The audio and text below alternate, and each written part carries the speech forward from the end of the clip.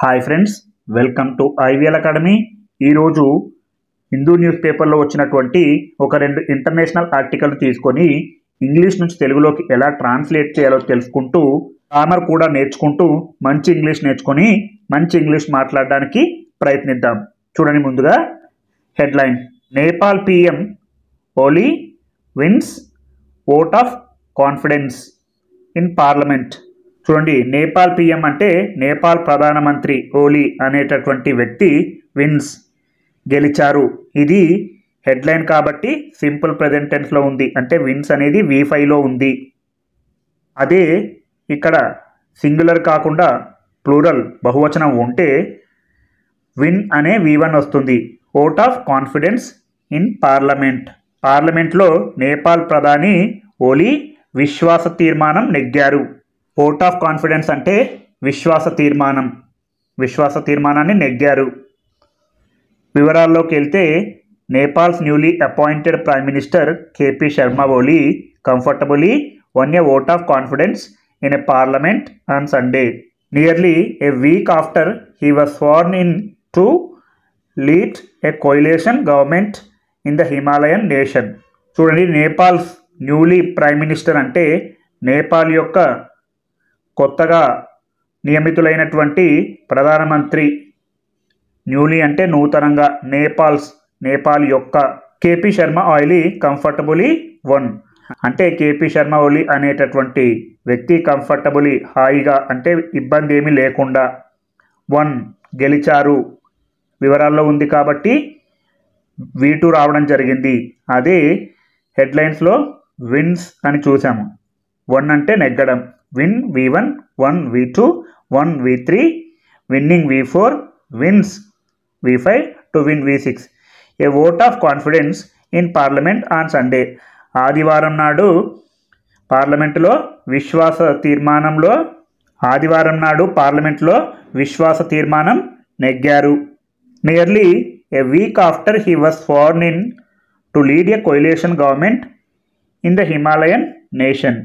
Nearly అంటే దాదాపు, ఏ week after అంటే ఒక వారం తర్వాత.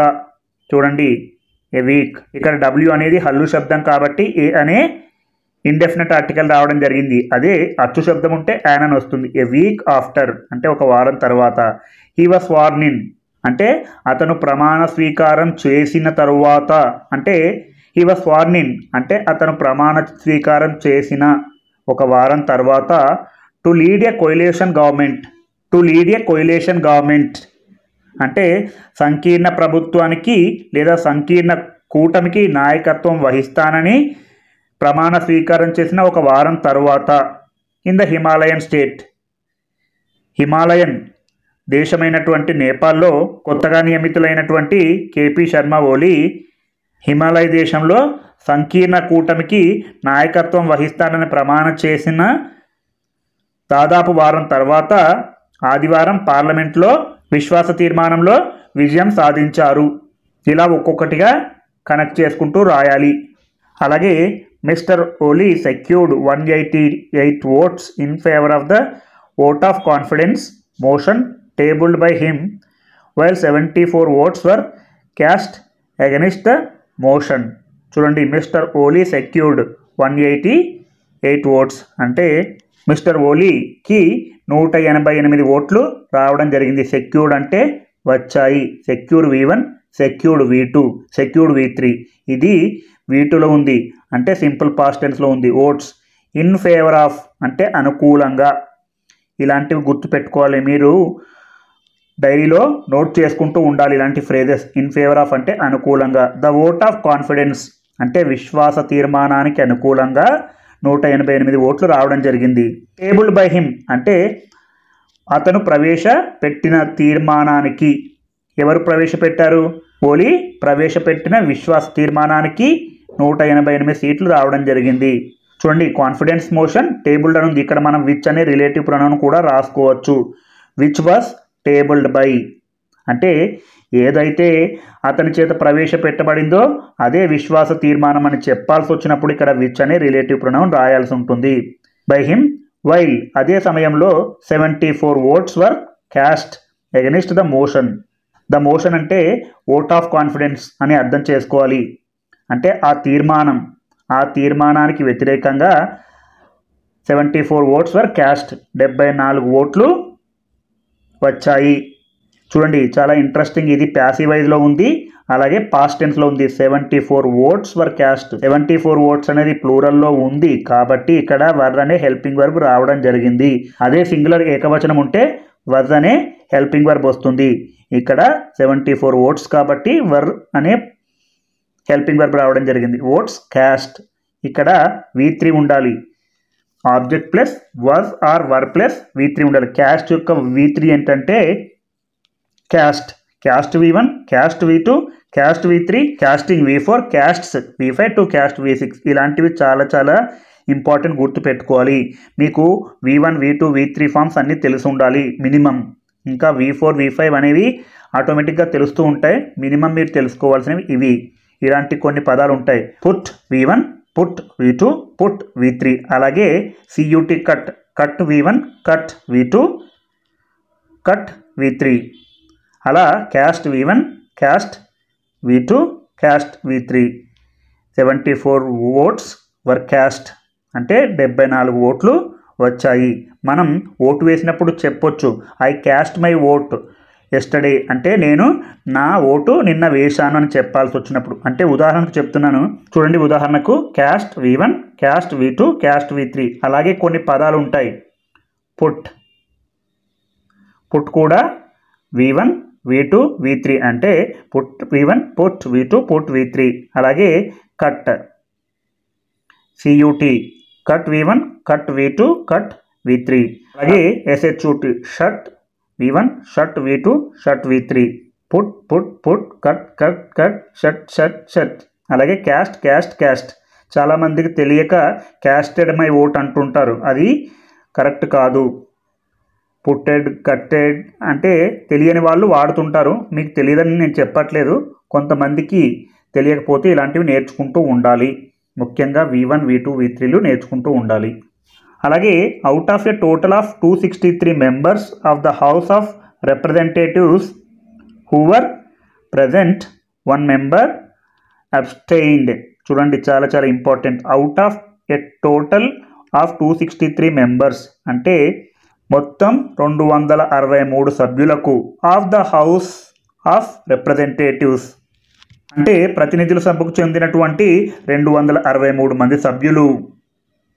హూ వర్ ప్రెజెంట్ ఎవరైతే హాజరయ్యారో, మొత్తంగా 263 మంది హాజరయ్యారు.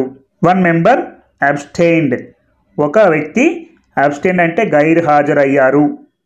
అబ్స్టెయిన్డ్ అంటే గైర్ హాజరు. ఇలాంటివి గుర్తుపెట్టుకోవాలి. మీకు వొకాబులరీ చాలా చాలా ఇంపార్టెంట్. అలాగే mister Oli 72 required 138 votes out of a total of 275 votes to pass the floor test in the house of representatives. చూడండి మిస్టర్ ఓలీ, ఇక్కడ మనం హూ అనే రిలేటివ్ ప్రొనౌన్ రాసుకోవచ్చు. మిస్టర్ ఓలీ హూ ఈస్ 72 అంటే ఎవరైతే 72 సంవత్సరాలు కలిగి ఉన్నాయో అతనే మిస్టర్ ఓలీ అని చెప్పాల్సి వచ్చినప్పుడు ఇక్కడ రిలేటివ్ ప్రొనౌన్ రాయాల్సి ఉంటుంది. మిస్టర్ ఓలీ 72 రిక్వైర్డ్ అంటే 72 సంవత్సరాల వయసు కలిగిన ఓలీకి రిక్వైర్డ్ కావాల్సి ఉంది 138 ఓట్లు. అవుట్ ఆఫ్ టోటల్ 275 ఓట్స్ అంటే మొత్తంగా 275 ఓట్లకు గాను 138 ఓట్లు కావాల్సి ఉంది. To pass the floor test, to pass the floor test అంటే ఆ ఫ్లోర్ టెస్ట్ పాస్ కావడానికి, అంటే ఆ విశ్వాస తీర్మానం నెగ్గడానికి. In the house of representatives అంటే ప్రతినిధుల సభలో, HOR హౌస్ ఆఫ్ రిప్రజెంటేటివ్స్ ప్రతినిధుల సభలో ఫ్లోర్ టెస్ట్ నెగ్గడానికి 72 సంవత్సరాల వయసు కలిగిన ఓలీకి 138 ఓట్లు రావాల్సి ఉంది. అతనికి ఎన్ని ఓట్లు వచ్చాయి? 188 ఓట్లు రావడం జరిగింది. Responding to issues raised by the HOR members, Mr. Woli said, I was not and will not get involved in corruption, neither will tolerate if anyone practices so. చూడండి, రెస్పాండింగ్ అంటే ప్రతిస్పందిస్తూ, టు ఇష్యూస్ అంటే సమస్యలకు, raised by అంటే చూడండి issues పక్కన మనం which అనే relative pronoun రాసుకోవచ్చు. విచ్ వర్ రైజ్డ్ బై అంటే ఏవైతే లేవనెత్తబడ్డాయో అవే ఆ సమస్యలను చెప్పాల్సి వచ్చినప్పుడు ఇక్కడ మనం విచ్ అనే రిలేటివ్ ప్రొనౌన్ రాసుకోవచ్చు. Responding to issues which were raised లేవనెత్తబడ్డాయి బై ద హెచ్ఓఆర్ మెంబర్స్ అంటే ప్రతినిధి సభ సభ్యుల చేత లేవనెత్తబడిన సమస్యలకు ప్రతిస్పందిస్తూ mister Oli said mister Oli అన్నారు. I was not and will not get involved in corruption. I was not అంటే నేను కాలేదు గతంలో, ఇక్కడ వాజ్ ఉంది కాబట్టి గతంలో, అండ్ మరియు విల్ నాట్ గెట్ ఇన్వాల్వ్డ్ అంటే నేను పాలు పంచుకోను, నేను పాలు పంచుకోలేదు, నేను పాలు పంచుకోను. గెట్ ఇన్వాల్వ్డ్ ఇన్ కరప్షన్ అవినీతిలో నేను పాలు పంచుకోలేదు, పాలు పంచుకోను. Neither will tolerate if anyone practices so. Neither అంటే ఏ ఒక్కరు, విల్ టాలరేట్ సహించరు, ఇఫ్ ఎనీవన్ ప్రాక్టీసెస్ సో అలా చేస్తే. ఇఫ్ ఎనీవన్ అనేది సింగులర్ కాబట్టి ఇక్కడ ప్రాక్టీసెస్ రావడం జరిగింది.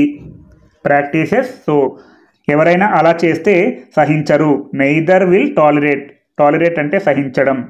నెయిదర్ అంటే ఏ ఒక్కరు కూడా సహించరు. నెయిదర్ అనేది నెగిటివ్ పదం ఉంది కాబట్టి ఇక్కడ మళ్ళీ విల్ నాట్ అని ఇవ్వలేదు. ఇలాంటివి గుర్తుపెట్టుకోవాలి. ఇఫ్ ఎనీవన్ ప్రాక్టీసెస్ చూడండి చాలా చాలా ఇంపార్టెంట్ చిన్న కరెక్షన్ ఉంది ఇక్కడ హిందూ న్యూస్ పేపర్లో.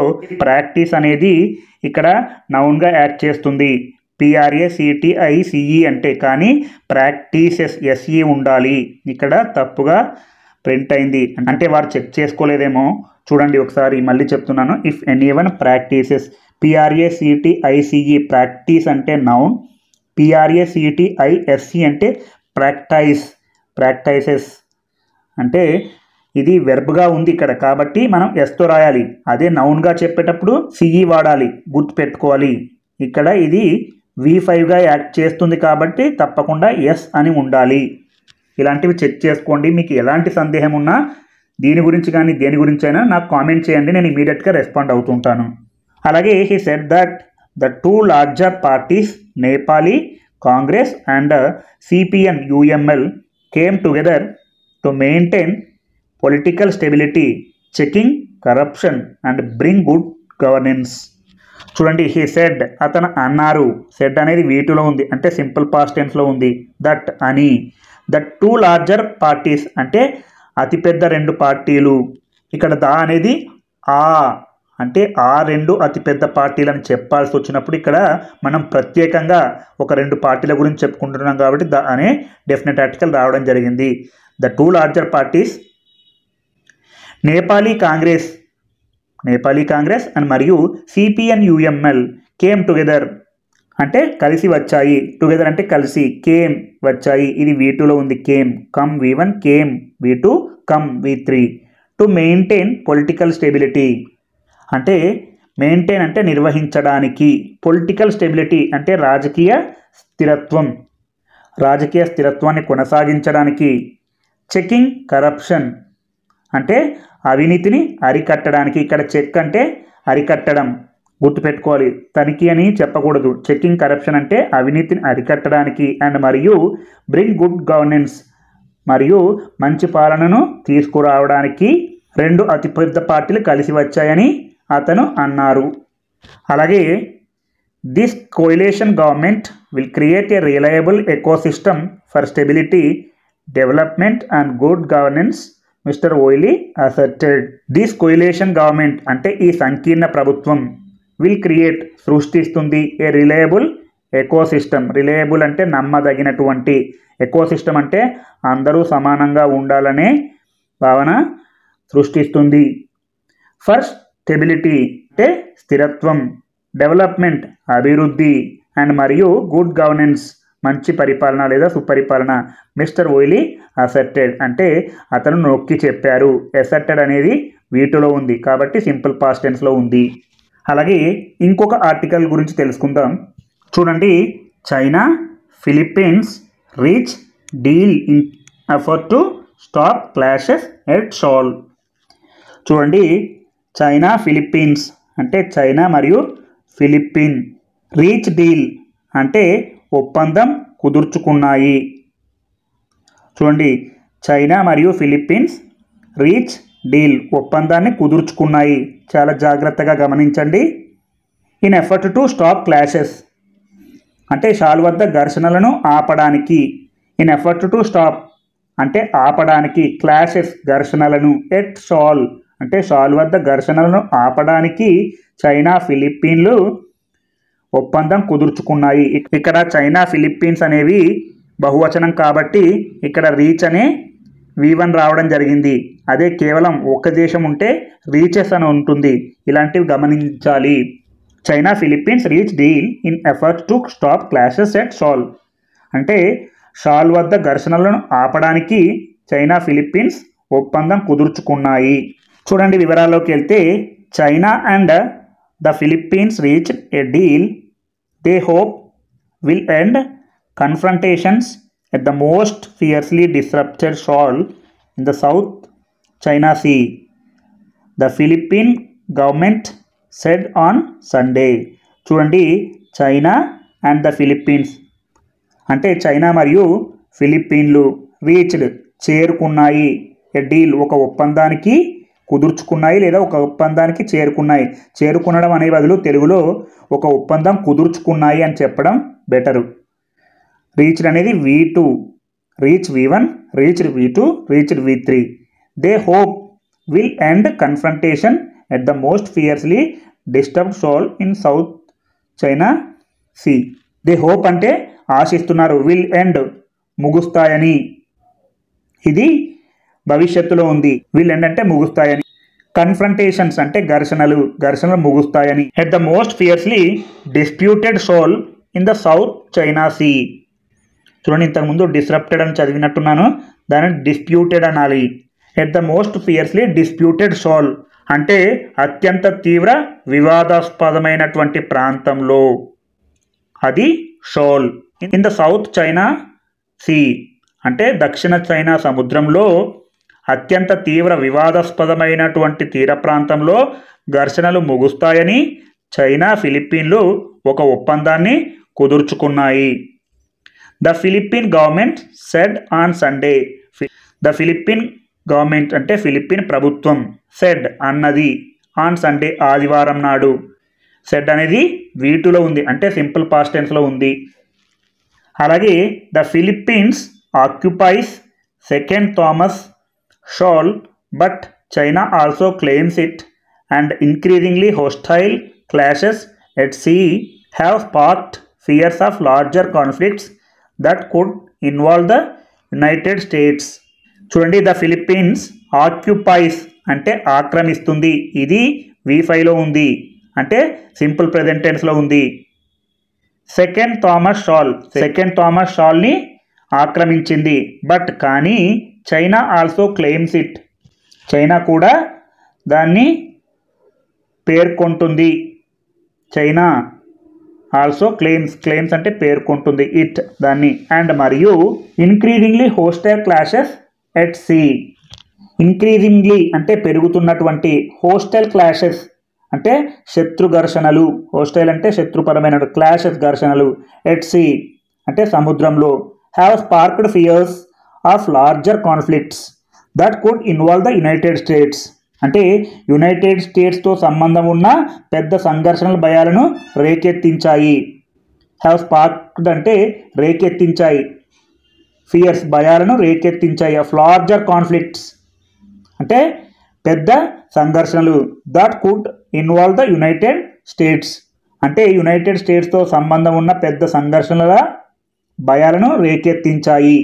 అలాగే the crucial deal was reached on Sunday after a series of meetings between Philippine and Chinese diplomats in Manila and exchanges of diplomatic notes that aim to establish a mutually acceptable arrangement at the shoal without conceding either side's territorial claims. చూడండి, ఇదంతా కూడా ఒకటే వాక్యంగా ఉంది, ఎందుకంటే full stop లేదు కాబట్టి చాలా జాగ్రత్తగా అర్థం చేసుకోవడానికి ప్రయత్నిద్దాం. ద క్రూషియల్ డీల్ అంటే కీలకమైనటువంటి ఒప్పందం, వాజ్ రీచ్డ్ ఆన్ సండే అంటే ఒప్పందం కుదిరింది, ఇది ప్యాసివైజ్లో ఉంది. పాస్ట్ టెన్స్లో ఉంది, ప్యాసివ్ వైజ్లో ఉంది. అంటే ఒక కీలకమైన ఒప్పందం కుదిరింది ఆదివారం నాడు. అది ఎవరు కుదిర్చారో మనకు అనవసరం కాబట్టి ప్యాసివ్ వైజ్లో ఉంది. ద క్రూషియల్ డీల్ అనేది ఆబ్జెక్టివ్ వాస్ ఆర్ వర్ ఉండాలి. ఇక్కడ వాజ్ అనేది ఎందుకు ఉందంటే ఇక్కడ క్రూషియల్ డీల్ అనేది సింగులర్ కాబట్టి వాజ్ రావడం జరిగింది. రీచ్డ్ అనేది V3 ఆన్ సండే. ఆదివారం నాడు ఒక కీలక ఒప్పందం కుదిరింది. After a series of meetings between Philippines and China diplomats in Manila. మనీలాలో ఫిలిప్పీన్స్ మరియు చైనా యొక్క దౌత్యవాదుల మధ్య వరుస సమావేశాలు. తర్వాత ఆఫ్టర్ అంటే తర్వాత, ఏ సిరీస్ ఆఫ్ మీటింగ్స్ అంటే వరుస సమావేశాలు, బిట్వీన్ మధ్య, ఫిలిప్పీన్ అండ్ చైనీస్ డిప్లొమాట్స్ అంటే ఫిలిప్పీన్ మరియు చైనీస్ దౌత్యవాదుల మధ్య వరుస సమావేశాల తర్వాత, అండ్ మరియు exchanges of diplomatic notes. Exchanges అంటే మార్పిడి చేసుకోవడం, ఆఫ్ డిప్లొమాటిక్ నోట్స్ అంటే వారి దౌత్యపరమైనటువంటి అంశాలు. That aimed to establish a mutually acceptable arrangement at the shoal without conceding their sides territorial claims. అంటే ఇరుపక్షాల ప్రాదేశిక వాదనలను అంగీకరించకుండా. చూడండి, without conceding their sides territorial claims. Territorial claims అంటే ప్రాదేశిక వాదనలు. వితౌట్ కన్సీడింగ్ ఐదర్ సైడ్స్ అంటే ఇరుపక్షాల ప్రాదేశిక వాదనలను అంగీకరించకుండా. షాల్లో పరస్పరం ఆమోదయోగ్యమైన ఏర్పాటును ఏర్పాటు చేయాలనే లక్ష్యంతో. దట్ ఎయిమ్డ్ అంటే లక్ష్యంతో, టు ఎస్టాబ్లిష్ ఏర్పాటు చేయాలని, ఏ మ్యూచువల్లీ యాక్సెప్టబుల్ అంటే పరస్పరం ఆమోదయోగ్యమైనటువంటి, మ్యూచువల్లీ అంటే పరస్పరం ఒకరికొకరు, యాక్సెప్టబుల్ అంటే ఆమోదయోగ్యమైన, అరేంజ్మెంట్ అంటే ఒప్పందం, ఎట్ ద షాల్లో. చూడండి, ఒకసారి తెలుగులో చెప్పుకుందాం. మనీలాలో ఫిలిప్పీన్స్ మరియు చైనీస్ డిప్లొమాట్ల మధ్య లేదా చైనీస్ దౌత్యవాదుల మధ్య వరుస సమావేశాలు మరియు ఇరుపక్షాల ప్రాదేశిక వాదనలను అంగీకరించకుండా షాల్లో పరస్పరం ఆమోదయోగ్యమైన ఏర్పాటు చేయాలనే లక్ష్యంతో దౌత్యపరమైన గమనికల మార్పుల తర్వాత ఆదివారం కీలకమైన ఒప్పందం కుదిరింది. ఇలా కొంచెం కష్టమైన మెల్లగా ఒకదానికొకటి కనెక్ట్ చేసుకుంటూ చదివితే ఇంత పెద్ద వాక్యం మనకు అర్థమవుతుంది. అలాగే both sides continue to recognize the need to deescalate the situation in the South China Sea and manage differences through dialogue and consultation and agree that the agreement will not prejudice each other's positions in the South China Sea, the Department of Foreign Affairs in Manila said. చూడండి, ఇది కూడా ఒక పెద్ద వాక్యంగా చెప్పుకోవాలి.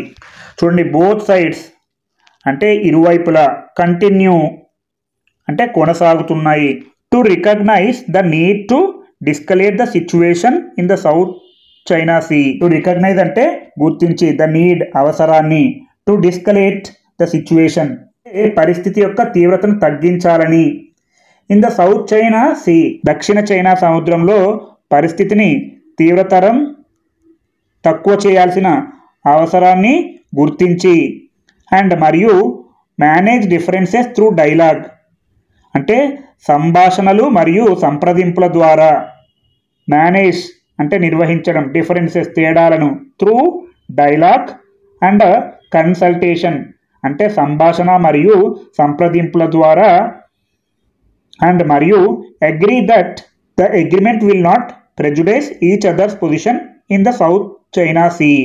And మరియు agree అంగీకరిస్తూ, that అని, the agreement will not prejudice each other's positions in the South China Sea అంటే ఈ ఒప్పందం దక్షిణ చైనా సముద్రంలో ఒకరి స్థానాలను మరొకరు పక్షపాతం చేయదని అంగీకరిస్తున్నారు.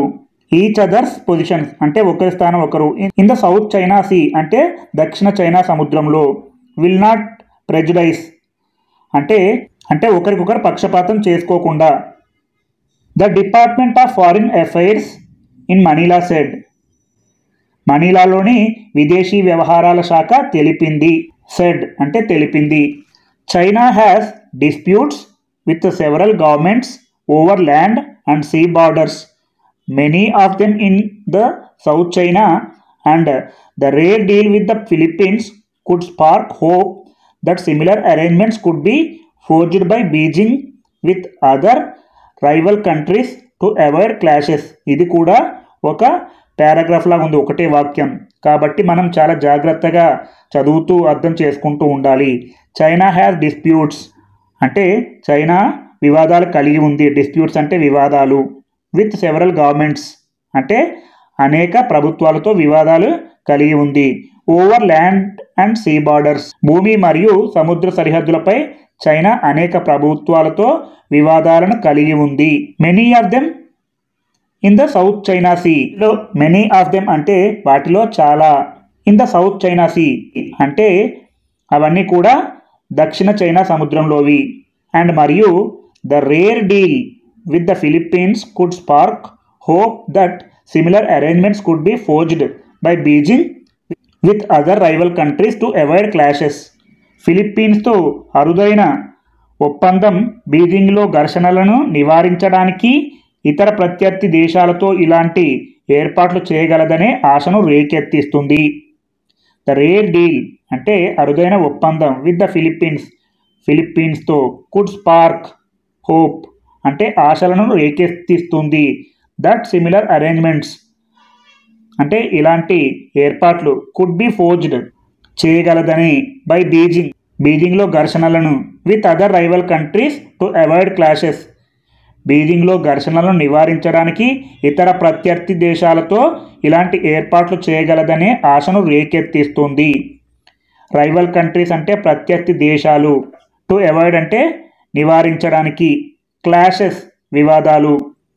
ఇలా ఈ విధంగా మీరు ఒక్కొక్క ఆర్టికల్ తీసుకొని ఇంగ్లీష్ నుంచి తెలుగులోకి, తెలుగు నుంచి ఇంగ్లీష్లోకి ట్రాన్స్లేట్ చేస్తే మీరు మంచి ఇంగ్లీష్ మాట్లాడతారు. మీకు ఈ వీడియో కనుక నచ్చినట్లయితే లైక్ చేయండి, షేర్ చేయండి మరియు సబ్స్క్రైబ్ చేయండి.